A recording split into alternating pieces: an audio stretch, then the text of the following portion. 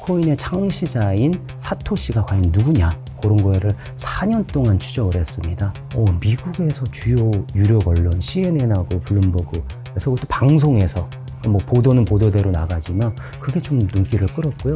추리 어떤 그 소설 아니면은 뭐 범죄 스릴러의 범인을 쫓듯이 그게 좀 재밌습니다. 그러면 정말 이 사람의 주장이 맞느냐? 안녕하십니까. 저는 이데일리 디지털 자산 센터 최운길 기자입니다.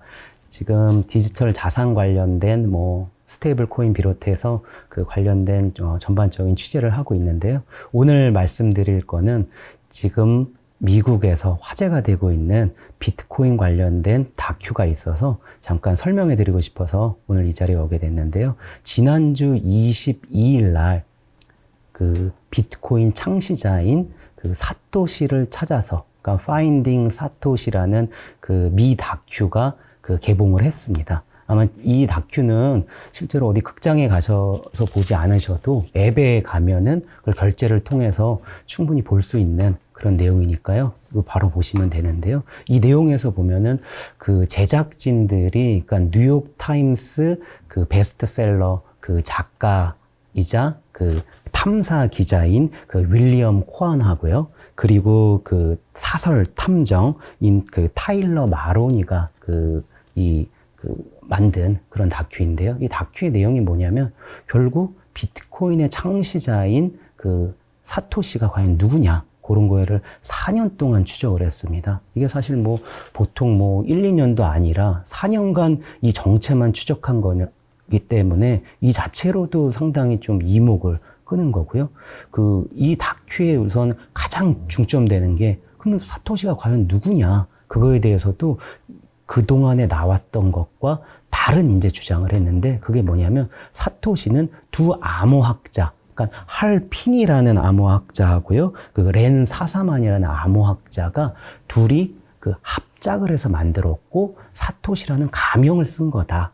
근데 이 두 사람이 그러면 지금 생존해 있느냐? 아니라 두 사람은 둘 다 10여 년 전에 사망을 했습니다. 그렇기 때문에 이 사토시의 정체는 이 두 사람이 만들고 현재는 사망을 했기 때문에 지금 생존하지 않고 있다. 그런 걸 이번에 주장한 것이라서 다큐의 내용이 좀 많이 주목을 받고 있습니다. 사토시를 찾아서 다큐가 공개된 이후 시장 및 월가 반응은 어땠나요? 우선 제가 이걸 봤을 때 가장 깜짝 놀란 건 뭐냐면요. 이 다큐가 나왔을 때 다큐가 나온 거에 대해서 우리나라의 뭐 주요 언론은 많이 보도를 하지 않았습니다. 그랬는데 뭐 주요 미국의 언론이 어떻게 보도를 했는지 찾아보니까 블룸버그에서도 보도를 했고요. 그리고 CNN에서도 보도를 했고 그 전에는 이 다큐하고는 아예 뭐 직접적인 관련은 아니었지만 그래도 비트코인과 관련돼서 뭐 뉴욕 타임스에서도 보도를 했고 쭉 관련 보도가 이어져 나왔어요. 특히나 블룸버그는 이제 방송에서 CNN도 방송에서 이 제작진들을 초대를 해서 사토시가 누구냐? 이걸 어떻게 4년간 추적을 했느냐? 그러면 이게 정말 믿을 수 있는 거냐?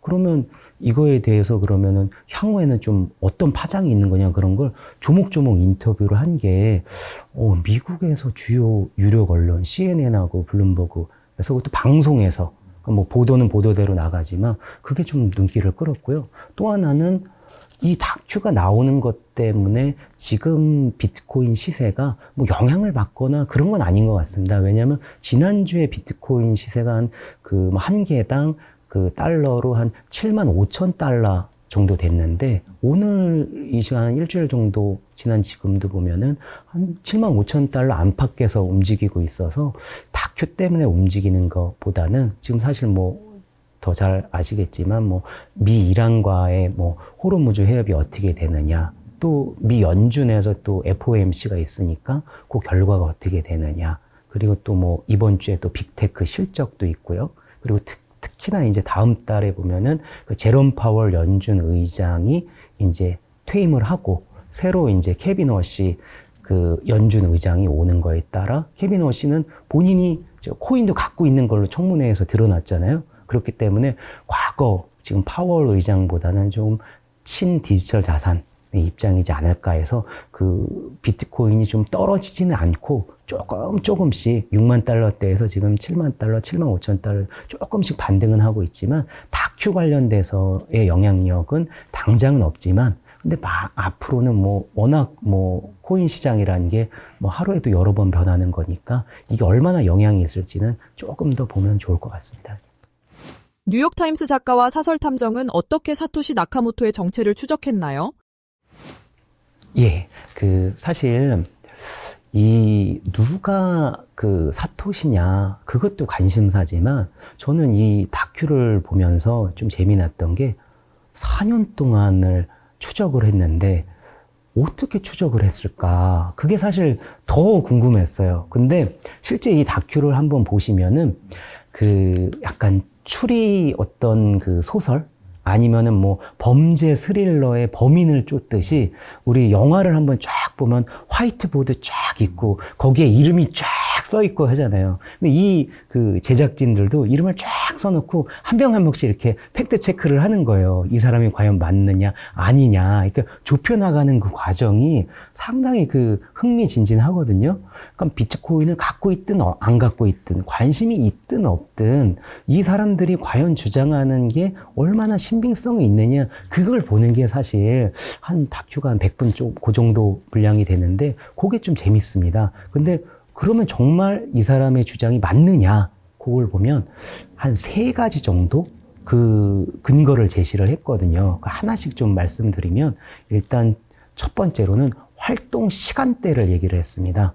그러니까 이 사람들이 주로 뭐 사토시라고 했던 사람이 뭐 이메일을 쓰거나 아니면 주위에 누구와 대화를 하거나 그런 것들이 이제 인터넷 기록들이 쭉 남아 있는데 그런 걸 쭉 찾아보니까 이 사람들의 생활 패턴이 쭉 아침에 이제 일어나서 한 밤 10시쯤에 자고 10시쯤에 이제 잠들어서 이제 새벽 시간대에는 잠드는 그런 패턴이 꾸준히 이제 사토시의 행적에 나타났다는 거예요. 근데 그 행적을 보면 이 사람이 사는 그 지역이 새벽에 어쨌든 3시나 2-3시에는 자야 되니까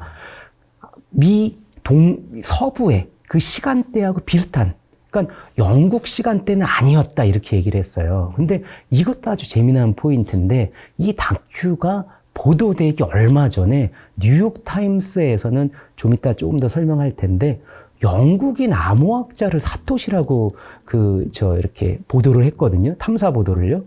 그런데 이 다큐는 그게 아니라는 거를 여기 언급한 그런 대목이라 그것도 재미가 있었고요. 두 번째로 보면은 기술적인 영역을 좀 봤어요. 이게 뭐냐면 암호학자, 그러니까 사망했다는 암호학자를 보면, 그러니까 할피니아하고 렌 사사만 2명인데 두 사람이 왜 2명이 했을까 보면 이 비트코인을 처음에 이렇게 만들고 이 지금까지 비트코인이 많이 회자되는 것 중에 하나가 탈중앙을 성격을 갖고 있으면서도 이게 어떤 해킹에 의해서도 이게 지금 뚫리지 않는 그리고 정말 블록체인의 그런 소프트웨어로 만들어진 그런 거기 때문에 양자가 이걸 언제 깬다 만다 이런 말이 나오지만 현재까지 깰 수 없는 그런 프로그램으로 만들어진 거거든요. 그러니까 사실 이걸 하나를 만드는데 다양한 암호학이나 C++ 프로그램 언어나 아니면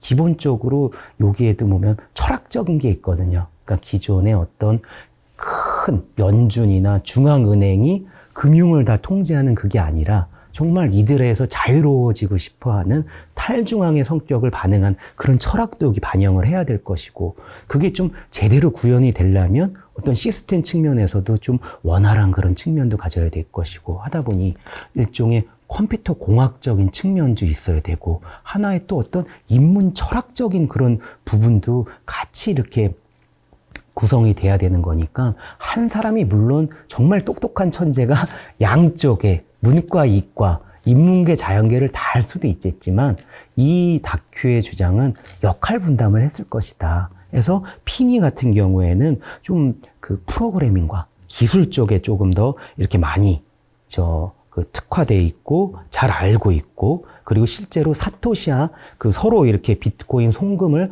보내고 받고 그런 것도 했다고 하니 아마 전혀 모르는 사람이 아니라 예를 들면 피니와 이 렌 사사만이 하면서 서로 주고받았던 게 아닌가 하는 좀 그런 얘기가 나오고 있고요. 그 사사만 같은 경우에는 좀 철학적인, 탈중앙적인 그런 이제 좀 설계를 맡았다 해서 기술적인 그런 것도 있고요. 세 번째도 좀 재미있었습니다. 주변 그 증언들이 나오기 시작했어요. 그러니까 4년 동안 뭘 했나 보면은 관련된 사토시와 관련된 사람들을 다 만난 거예요.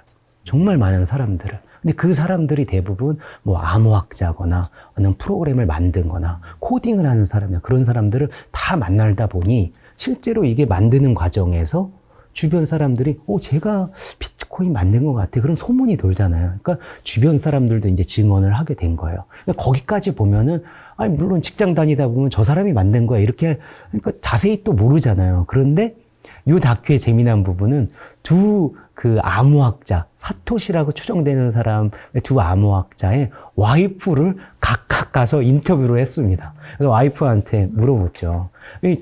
그 사토시 아니냐. 그렇게 보니까 와이프도 그에 대해서 부인하지 않아서 사실상 이런 세 가지 부분을 종합을 했을 때 이 두 암호학자, 그러니까 사망한 두 암호학자가 이 사토시다라는 추정을 한 거여 가지고요. 그런 부분이 상당히 재미가 있었습니다.